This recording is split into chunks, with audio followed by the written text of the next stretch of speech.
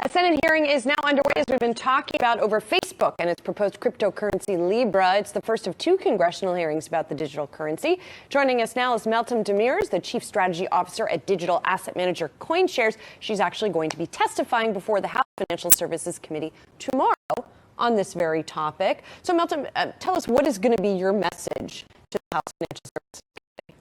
Absolutely. So my message is there is a clear line separating Bitcoin, the best known digital currency, and open public permissionless digital currency networks like the advent of the internet, which was a new technology that facilitated communication and information sharing. Open blockchain networks facilitate new business models and new ways of value sharing. And so I want to draw a clear line between what's happening there. We're seeing the creation of thousands of companies, thousands of jobs, a lot of economic value being created, versus what Libra is attempting to do. Libra is an entity that benefits Facebook and a small group of participants in this Libra association. It is effectively considered as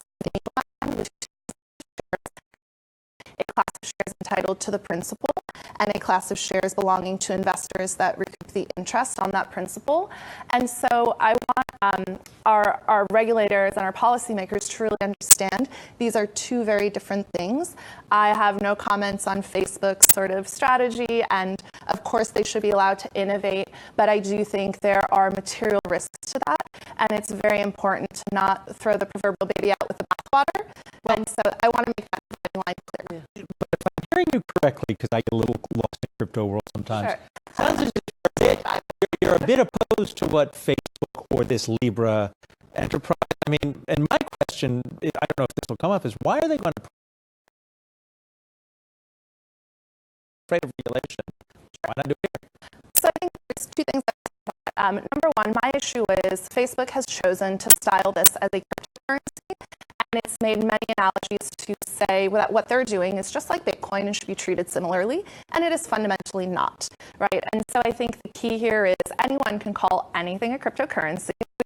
Last year's so-called ICO craze, where we saw this and everyone said they were the next Bitcoin. But there's a fundamental difference between the economic innovation, the growth, the competitiveness that an open, permissionless network enables versus a privately owned and privately managed network. The second thing that I think is really important here, I do believe the reason that Facebook and the Libra organization have chosen to set up in Switzerland is the lack of regulatory clarity here in the U.S. Obviously, we've seen this week alone, the SEC and FINRA released a joint statement on digital asset custody.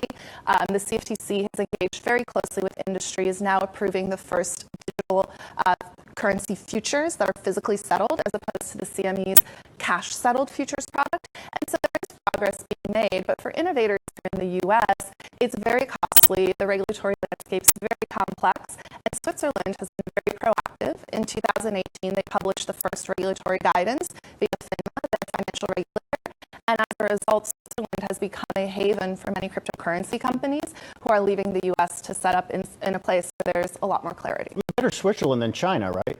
Some of these congressional hearings are painful to watch because nobody knows what they're talking about. Is there even enough understanding of cryptocurrencies in Washington, D.C. to propose meaningful regulation at this point? I think that's an excellent question. I will say I have been very, very pleasantly surprised and frankly impressed by the nuanced tone that has been taken by Federal Reserve Chairman Jerome Powell, who testified last week and very clearly outlined what Bitcoin was. Well, he gets it. He gets it. He likened it to digital gold. He spoke a lot about the properties of Bitcoin digital currencies. Yesterday, Secretary of the Treasury, Steve Mnuchin, also spoke about digital currencies.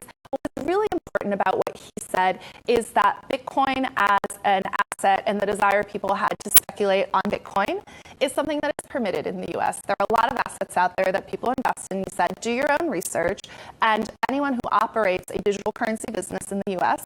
will have to comply with the relevant jurisdictional laws and rules for that business. So if you're a financial services business, you better comply. And so that to me indicates a very deep understanding, but more importantly, acceptance of Bitcoin as an asset that is part of the U.S. economy, the U.S. market, and that is a very big step. Maybe a little bit different than his boss, but we'll have to leave for another time. Melton Demirs, Chief Strategy Officer at CoinShares. Thank you. Thanks for having me.